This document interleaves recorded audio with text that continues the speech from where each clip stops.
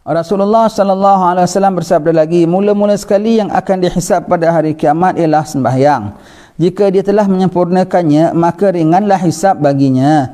Jika dia meringan-ringankannya, Allah berkata pada malaikat, adakah hamba-Ku mengerjakan salat sunat? Sempurnakan yang fardu dengannya. Sembahyang akan mula dicek. Clear sembahyangnya, haji, zakat, puasa semua clear. Sebab yang akan dikira ialah orang yang menyempurnakan sembahyang. Orang yang menyempurnakan sembahyang ialah orang yang menyempurnakan perhubungannya dengan Tuhannya. Menyempurnakan hubungannya dengan Tuhannya, maka dimuliakan Tuhannya, maka yang lain semuanya Tuhan terima. Tetapi kalau tak sembahyang ataupun sembahyangnya tak betul, bermakna dia tidak muliakan Allah Ta'ala. Penjalinannya dengan Allah Ta'ala tak elok. Kalau penjalinan tak elok, yang lain Allah Ta'ala suruh cek betul-betul satu persatu. Tak boleh ada kurangnya. Sembahyangnya kalau kurang, maka dicari tampung dengan sembahyang sunat. Maka jangan tak sembahyang sunat. Kita punya sembahyang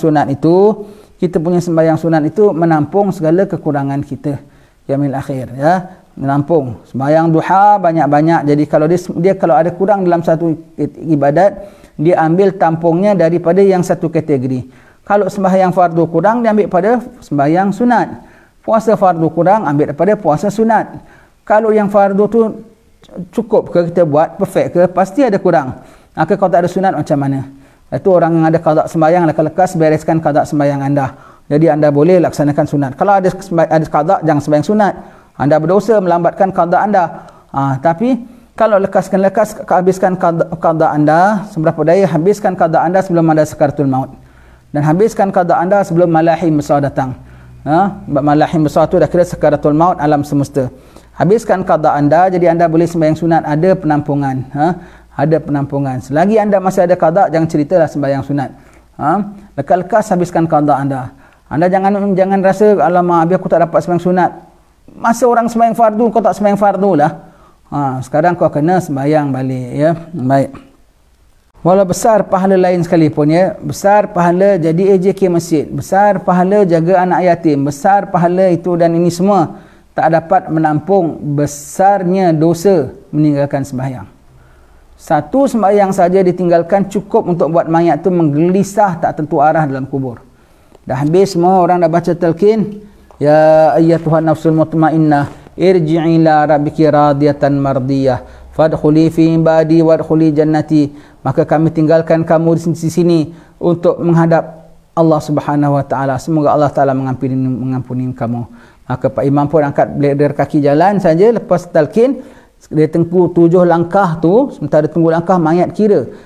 Si roh ni dia punya kemampuan dia lain. Dia tahu dia kat bawah dia boleh dengar tapak kaki orang.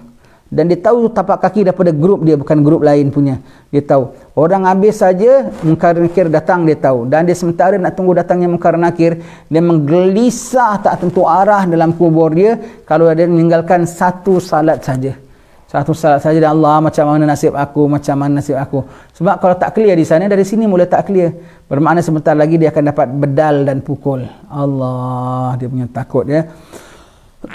Hanya meninggalkan berapa? Satu salat saja. Satu salat saja ditinggalkan. Dia dah begitu punya tak tentu arah dalam kuburnya. Bayangkan kalau macam-macam salat yang ditinggalkan, banyak salat yang ditinggalkan, lebih banyaklah lagi, ya, dia punya ketakutannya. Apa tadi saya nak cakap dia tentang ini? Jika dia menyempurnakannya, maka ringanlah hisabnya, hisab baginya. Jika dia meringan-ringankannya, maka Allah berkata pada malaikat, adakah hamba-Ku mengerjakan salat sunat? Baik. Sembahyang sunat, ya. Sembahyang, kalau ulama-ulama fiqah mengatakan sembahyang sunat itu yang muakkad 10, yang tak muakkad 12, rawatib, ya. Rawatib. Qabliyah zuhur, yang muakkad 2 qabliyah zuhur, 2 ba'diyah zuhur, 2 ba'diyah maghrib, 2 ba'diyah isyak dan 2 ba'diyah subuh. Jadi 10, ya. Yang tak muakkad 12. 2 lagi sebelum zuhur, 2 lagi selepas zuhur, 4 sebelum asar, 2 sebelum maghrib, 2 sebelum isyak. Jadi 12.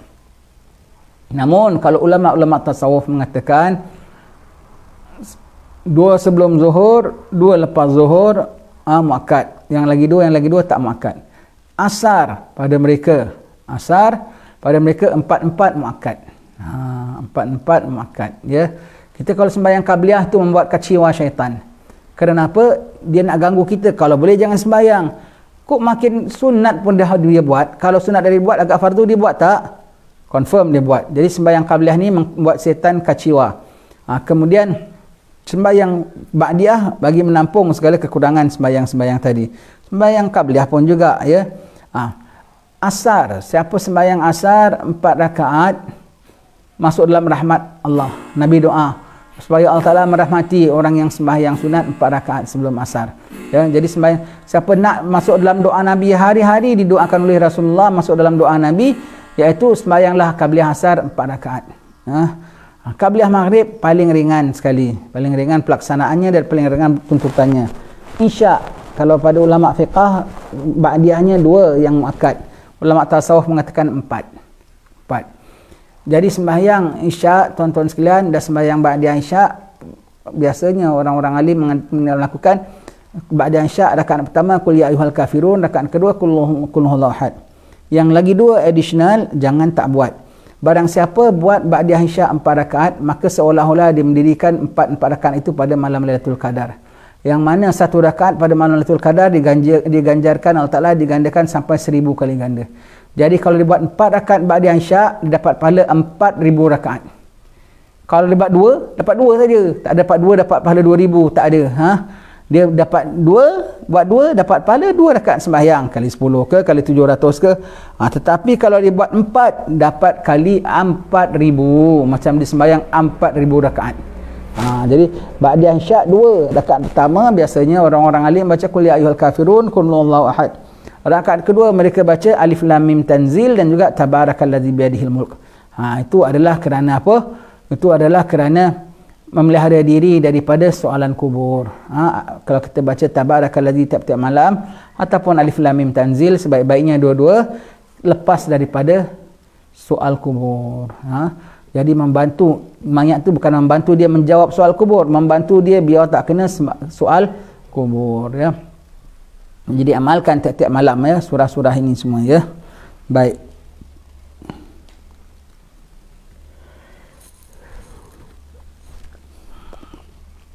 Rasulullah sallallahu alaihi wasallam bersabda, tidak ada pemberian yang lebih baik bagi hamba daripada diizinkan baginya dalam 2 rakaat. Anugerah paling baik yang Allah Ta'ala berikan, yang ada orang dapat makan, ada orang dapat rezeki, ada orang dapat meniaga, ada orang dapat gudang, ada orang dapat gedong, ada orang dapat 2 rakaat sembahyang, tu lebih baik daripada dapat segala-galanya. Dapat 2 rakaat sembahyang lebih baik daripadanya. Ada orang kecoh-kecoh di pekan. Rasulullah tanya, ada apa hal? Hilang unta Rasulullah. Dia, aku ingatkan hilang qabliyah subuh 2 rakaat. Jadi bermakna hilang subuh 2 rakaat tu lebih patut kau kecoh, lebih patut kau sedih, lebih patut kau gusar, lebih daripada kau hilang unta. Begitu ya. Hilang 2 qabliyah subuh lebih berat daripada hilang unta, lebih berat daripada hilang unta seluruh dunia. Begitu punya qabliyah subuh ya. Punya lebih afdal daripada dunia dan seluruh isinya. Qabliyah subuh 2 rakaat ya. Jadi ketika orang tak dapat sembahyang, bukan tak dapat sembahyang, dia tak sembahyang qabliyah, dia tak sembahyang duha, dia tak sembahyang witir, dia tak sembahyang, mana Allah Ta'ala tak invite dia tu. Allah Ta'ala tak invite dia. Habis aku nak sembahyang tapi aku dah qada, kau belum di-invite oleh Allah Ta'ala.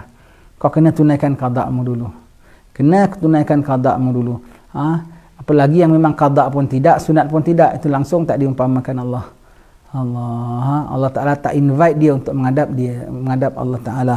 Jadi sebesar-besar anugerah kalau Allah Ta'ala izinkan kau untuk berdiri menghadap dia 2 rakaat, itu Allah Ta'ala panggil menghadap. Sepanjang pengalaman hidup saya, paling besar yang saya merasai pengalaman saya lah dapat menghadap tuanku. Berapa lama? 2 minit dapat, bukan setakat shake hand dapat sembahyang aja. Dapat tuanku tanya apa khabar, saya pun dapat puji tuanku, dapat cakap 2 minit kan puas kan ya? Puas juga. Itulah pengalaman saya. Tempat ambil gambar. Ambil gambar berapa lama? Setakat 2 second aja lah. 1 second aja. Dia abadikan, dia framekan. Begitu ya. Begitu. Kita dengan Allah Ta'ala, Allahu Rabbul Alamin. Bukan diambil gambar. Bahkan tergambarlah diri kita sebagai hamba yang sujud kepada Allah Subhanahu Wa Ta'ala. Itu sebesar-besar anugerah Allah Ta'ala. Kalau sayang minta maaf banyak-banyak. Tak payah minta maaf lah, tak salah lah. Yang ada orang kalau dia ada company besar, ada syarikat, ada kilang, ada gudang, ada perusahaan, kalau dia sembahyang, okey, baguslah, alhamdulillah. Mudah-mudahan kau dapat nikmat dunia dan kau dapat nikmat akhirat. Tapi paling tak guna, bahkan tak guna 1 sen sekalipun kalau dia ada perusahaan, ada gudang, ada projek, ada itu dan ini, tetapi dia tak sembahyang, itu paling tak guna sekali. Banyak tau, banyak orang bahkan waktunya berpoya-poya. Orang beribadat, engkau bekerja. Kemudian orang berehat, engkau berpoya-poya. Apa kau dapat? Kau tak dapat apa-apa. Kau hanya dapat hampas saja. Sebab nikmat dunia tu bukan hampas saja, palsu belaka, hampas saja, bukan real. Realnya itulah yang di akhirat nanti. Kayakah engkau? Berjayakah engkau? Terpedaya engkau? Tak diberi upaya engkau? Maka tak ada raya bagi engkau.